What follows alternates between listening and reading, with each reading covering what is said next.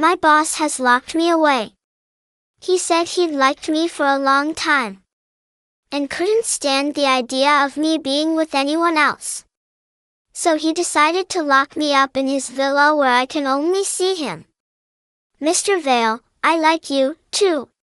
Sitting on the soft mattress, I watched the man standing beside the bed. The last thing I remembered was getting too drunk at the company party last night, and a female colleague offered to take me home.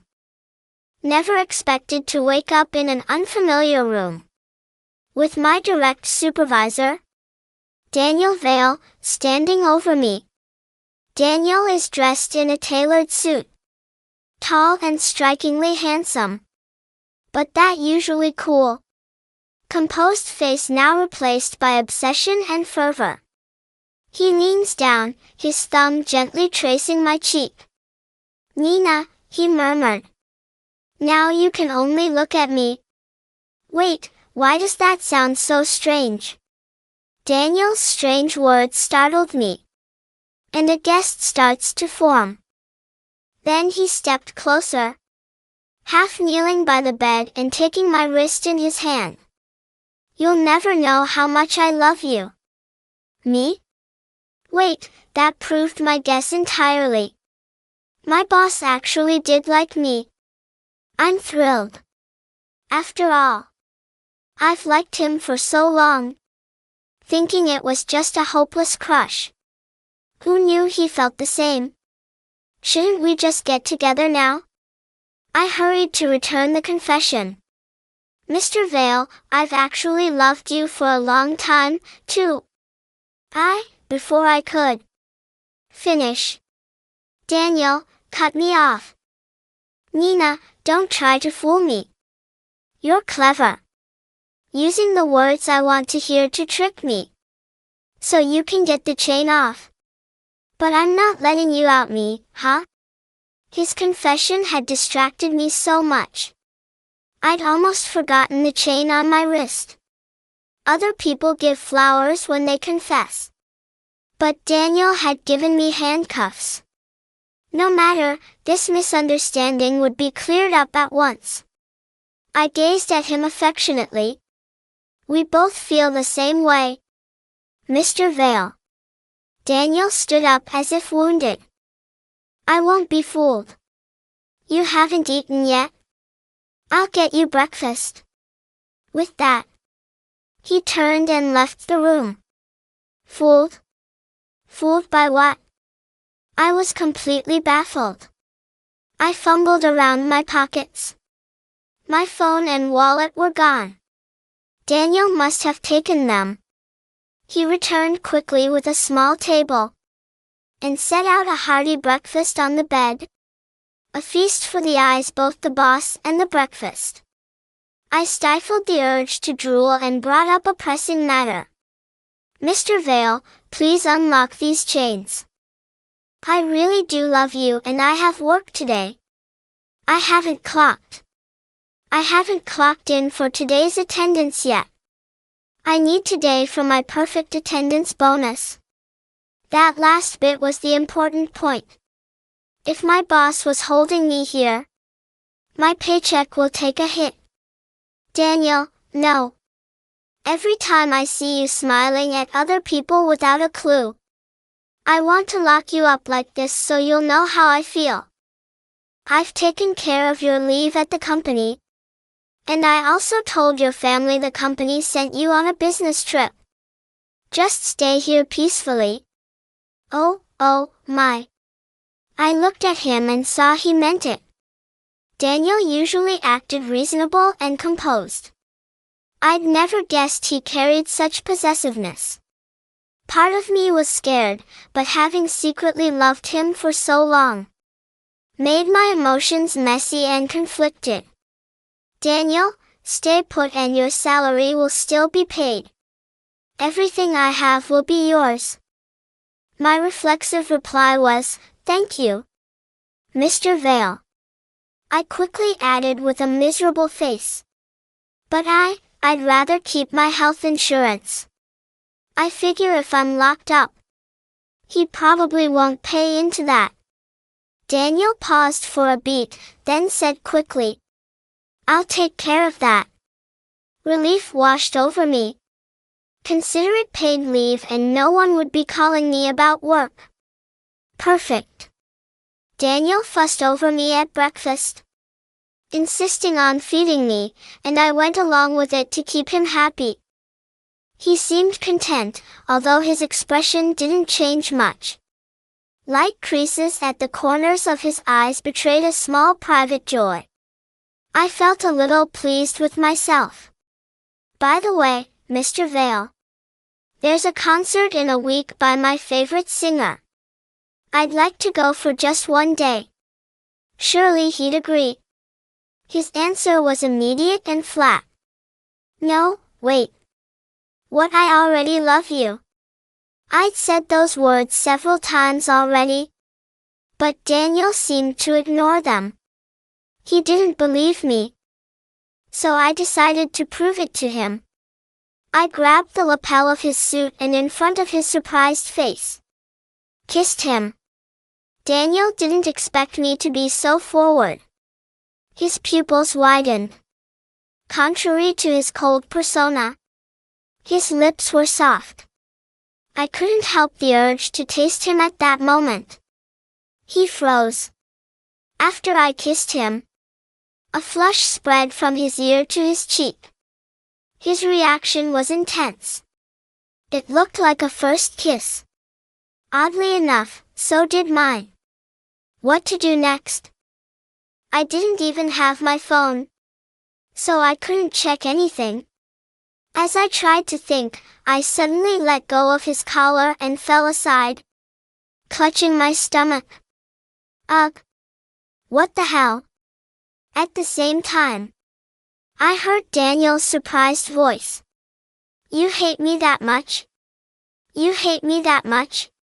Daniel's voice cracked, the imperious CEO facade crumbling into the expression of a kicked puppy.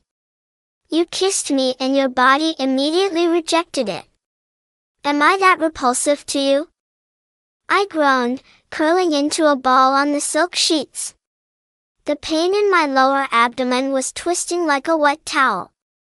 No, you idiot, I grit out through clenched teeth. It's not you. It's cramps. It's that time of the month, and that cold orange juice you fed me just started a war in my uterus. Daniel froze. The tragic, romantic despair on his face was instantly replaced by a look of sheer, unadulterated panic. He looked like a man who had just been asked to defuse a nuclear bomb with a toothpick. Cramps? He stammered. Is that fatal? Do I need to call an ambulance? Just hot water, I wheezed. And maybe a painkiller. Not the one you used to knock me out, please. He scrambled up, the chain rattling against the bedpost. Right. Hot water. Painkillers. I'll call my personal physician. No, doctor. I yelled at his retreating back. Just get me a heating pad. He vanished out the door. I lay there, staring at the crystal chandelier, laughing weakly despite the pain. My boss, the terrifying tyrant of the business world, the man who had kidnapped me out of obsessive love, was currently running around his mansion terrified of menstruation. He returned 5 minutes later with a glass of warm water, a bottle of ibuprofen, a hot water bottle that looked like a fuzzy bear, and, inexplicably, a bar of dark chocolate. The internet said chocolate helps, he muttered, avoiding my eyes as he unlocked one of my cuffs to let me sit up. He quickly recuffed me to the headboard, though he gave me a bit more slack. I took the medicine and hugged the bear. Thank you, Mr. Vale. Daniel, he corrected, sitting on the edge of the bed, watching me like I was a fragile glass sculpture. Call me Daniel. You're my prisoner, not my employee right now. Okay, Daniel. I nibbled the chocolate. So, about the kiss. I didn't pull away because I hated it. I pulled away because my ovaries decided to punch me. He looked skeptical. You don't have to lie to placate me, Nina. I know you're trying to gain my trust so you can escape. It's a standard psychological response. I sighed. Daniel, look at me. I kissed you. I initiated it. Why is it so hard to believe I like you? He reached out, his cool fingers brushing a stray hair from my forehead. His eyes were dark pools of insecurity. Because I am boring. I am severe. I am 10 years older than you. And he gestured around the room. I have committed a felony to keep you here. Normal people don't fall in love with their kidnappers, Nina. They fear them. Well, maybe I'm not normal, I countered. Or maybe you're just really bad at being a villain. You paid my health insurance, Daniel. You brought me chocolate. That's just basic husbandry, he said defensively. If I keep a pet, I take care of it. A pet? I raised an eyebrow. A cherished companion, he corrected, his ears turning pink. He stayed with me all day. He brought his laptop into the room and worked while I napped. It was strangely domestic. The clicking of his keyboard was a soothing rhythm. Occasionally, he would stop and check on me, placing his hand on my forehead or adjusting the blanket. By evening, the pain had subsided. I watched him reviewing a contract, his brow furrowed in concentration. He looked devastatingly handsome in the soft lamplight. Hey, Daniel? If I promise not to run, will you take the chains off? I need to use the bathroom, and this is getting undignified. He hesitated. I can't risk it. You have security cameras everywhere, don't you? Yes. And the doors are locked? Biometrically. Then where am I going to go? I'm in pajamas and I don't have shoes. Please. He stared at me for a long moment, weighing the risk. Finally, he produced a small key from his pocket. He unlocked the cuff on my wrist. I rubbed the red mark on my skin.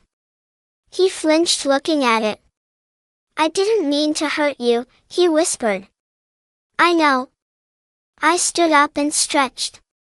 I'm going to the bathroom. Then, I want to watch a movie. With you. A movie? Yeah. Since I'm stuck here, you have to entertain me. That's the rule of kidnapping. A small, genuine smile tugged at the corner of his mouth. Very well. What do you want to watch? Something romantic, I said, locking eyes with him. So you can take notes. Chapter 2, The Golden Cage. A week passed. It was the strangest, most comfortable week of my life. Daniel went to work during the day, locking me in the bedroom suite. It wasn't just a room, it was a massive area with an ensuite bath, a walk-in closet filled with clothes in my size, which was creepy but convenient, and a balcony with high glass railings I couldn't climb over. He came home for lunch every day. Every single day. The company is going to collapse, I told him over a plate of truffle pasta. The CEO can't just vanish for 2 hours in the middle of the day. I'm delegating, Daniel said calmly. Besides, I'm more efficient when I know you're safe. Safe from what? The mailman? Safe from men who aren't me, he said darkly. Safe from that guy in accounting, Greg, who keeps trying to ask you out near the coffee machine. Greg? I laughed. Greg is gay, Daniel. He asks me out to critique his dating profile. Daniel paused, his fork hovering halfway to his mouth. Oh. I did not know that. You fired him last week. I transferred him, Daniel corrected. To the London branch. With a raise. I'm not a monster. I shook my head, hiding a smile. You are ridiculous. The dynamic was shifting. He stopped chaining me up when he was home. We spent the evenings together. We cooked, he watched, I cooked, because he was a hazard in the kitchen. We watched movies. We argued about the stock market. I was falling for him. Harder. But the wall was still there. He still didn't believe me. Every time I touched him, every time I said something sweet, he would stiffen, waiting for the other shoe to drop. He was waiting for me to ask to leave. And I knew I had to address the elephant in the room, the concert. It was Friday. The concert was tomorrow. Daniel, I said, sitting on his lap while he tried to read a report. This was my new favorite spot. It drove him crazy and kept him from working. Nina, he warned, his hands hovering over my waist, afraid to grip too tight. I'm trying to focus. The concert is tomorrow. Jae-cho. I have tickets. His body went rigid. We discussed this. No. I'm not asking to go alone, I said. Take me. Too many people, he muttered. Too many variables. You could slip away in the crowd. You could scream for help. I won't. You say that now? I grabbed his face in my hands, forcing him to look at me. Daniel. I am choosing to be here. I am choosing you. But you have to trust me a little bit. If you keep me locked up forever, it's not a relationship. It's a zoo exhibit. He closed his eyes, leaning his forehead against mine. I can't lose you, Nina. I've watched you for 3 years. I've watched you smile at everyone but me. I can't go back to being just your boss. You won't, I promised. Take me to the concert. If I try to run, you can lock me in the basement forever. Deal? He stayed silent for a long time. Then, he sighed, a sound of heavy surrender. I'll buy out the VIP box, he said. Private entrance. Private exit. And you hold my hand the entire time. I grinned and kissed him. Deal. Chapter 3, The Concert and the Crisis. The VIP box was less a seat and more a luxury apartment overlooking the stage. We arrived through a back entrance, flanked by 2 security guards who looked like they ate bricks for breakfast. Daniel was tense. He gripped my hand so hard my fingers were going numb. He scanned the crowd below like a Terminator searching for targets. Relax, I shouted over the opening act. Enjoy the music. It's loud, he grumbled. But when Jae-cho came on, and the slow song started, something changed. I stood up, leaning against the railing, singing along. Daniel stood behind me, his arms wrapping around my waist, his chin resting on my shoulder. He wasn't looking at the stage. He was looking at me. You're happy, he murmured into my ear. I am, I said, turning my head to nuzzle his cheek. Because I'm here with you. For a moment, in the flashing lights and the roar of the crowd, I felt his guard drop. He tightened his hold, not out of possession, but out of affection. Then, chaos erupted. Not in the stadium, but in our box. The door burst open. Daniel Vale. It was a woman. She was tall, blonde, and dressed in a power suit that cost more than my life. Behind her were two police officers. Daniel stiffened. He pulled me behind him instantly, shielding me with his body. "Mother," he said, his voice ice cold. "Wait. Mother? This was the matriarch of the Vale Empire?" "I knew you were up to something," Mrs. Vale spat, marching into the room. "You've been missing meetings. You've been liquidating assets. And now I find out you've abducted an employee?" She turned to the police officers. "Arrest him. He's clearly having a psychotic break. I have power of attorney papers drafted." She looked at me with disdain. "And you? How much did he pay you to play along? Or are you a victim? Speak up, girl. If you help us commit him, there's a settlement in it for you." My blood ran cold. This wasn't a rescue. This was a hostile takeover. She wanted Daniel out of the company, and she was using this to declare him mentally unfit. The police officers stepped forward. "Mr. Vale, we need you to step away from the woman." Daniel didn't move. His hand found mine behind his back, squeezing once. "I'm not insane, Mother," he said calmly.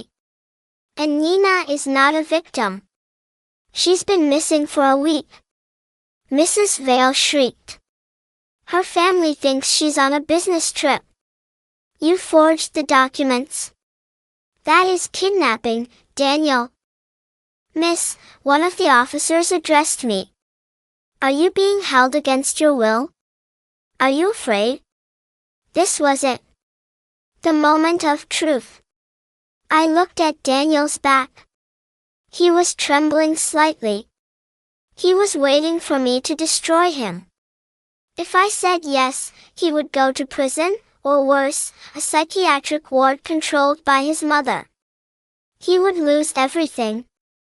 I stepped out from behind him. I looked at the officer, then at Mrs. Vale. "Held against my will?" I laughed. I made it sound light, incredulous.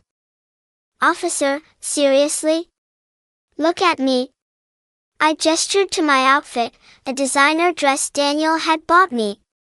I flashed the diamond bracelet on my wrist. "I'm on a business trip," I said smoothly. "A very private business trip. With my boyfriend." Mrs. Vale's jaw dropped. "Boyfriend? He's your boss." "HR has the disclosure forms," I lied through my teeth. "We've been dating for 6 months. We just wanted a week away from people like you, Mrs. Vale." I walked over to Daniel and looped my arm through his. I looked up at him with adoring eyes. "Honey, didn't you tell your mother we were taking a break?" Daniel stared at me, shock warring with awe in his eyes. He recovered quickly. "I tried, Nina. She doesn't listen." "Officers," I said, turning back to the police. "I am safe. I have my phone right here." I didn't, Daniel still had it, but I bluffed. "I can call my parents right now and tell them I'm fine. This is just a family dispute over company shares. Mrs. Vale is trying to stage a coup." The officers looked at each other. Then they looked at Mrs. Vale with suspicion. "Ma'am," the officer said. "If the victim says she's fine, she's brainwashed." Mrs. Vale screamed. "Look at his eyes. He's obsessed." "I'm obsessed with my girlfriend," Daniel said coolly. "Is that a crime?" "Let's go, Mother," Daniel said, his voice dropping to a growl. "Before I call my lawyers and have you removed for harassment." The police ushered a sputtering Mrs. Vale out of the box. The door closed. Silence returned.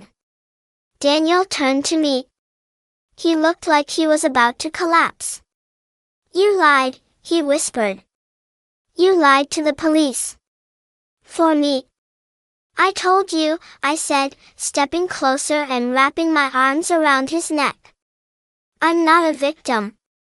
I'm an accomplice. Daniel let out a shuddering breath and buried his face in my neck. I love you, he choked out. God, Nina, I love you so much. I know, I whispered, stroking his hair. I love you too. Now, shut up and let me watch the encore.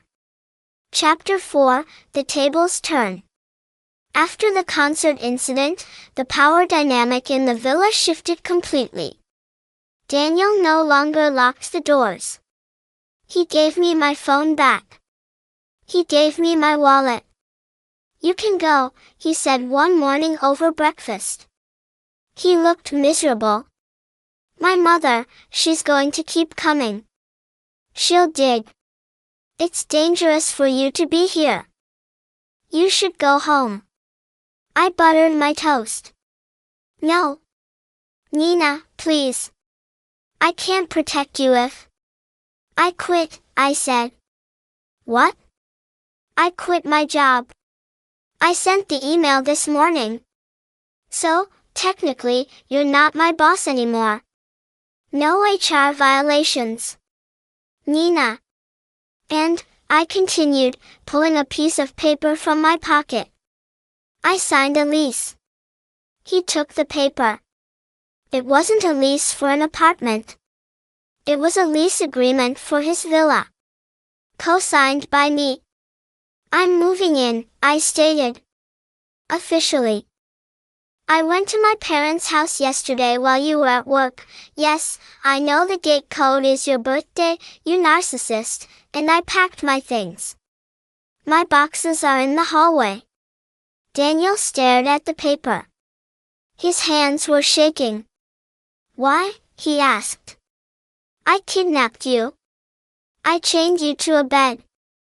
Yeah, we're going to need to talk about that in therapy, I admitted. You have serious issues, Daniel.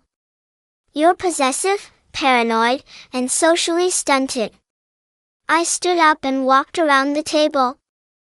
I sat on his lap.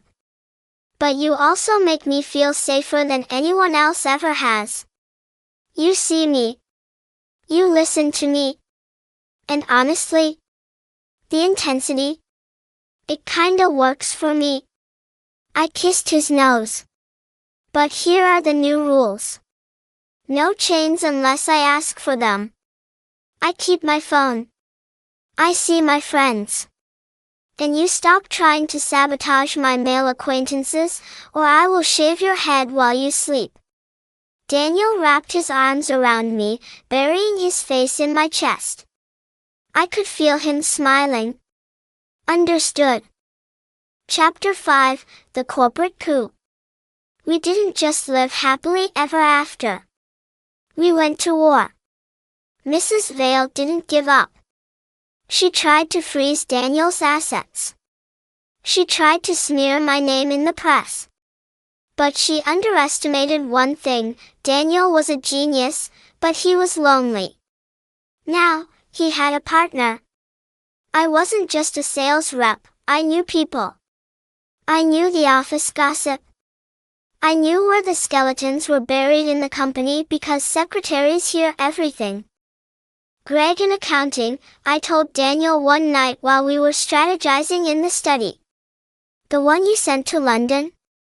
He has the dirt on your mother's offshore accounts.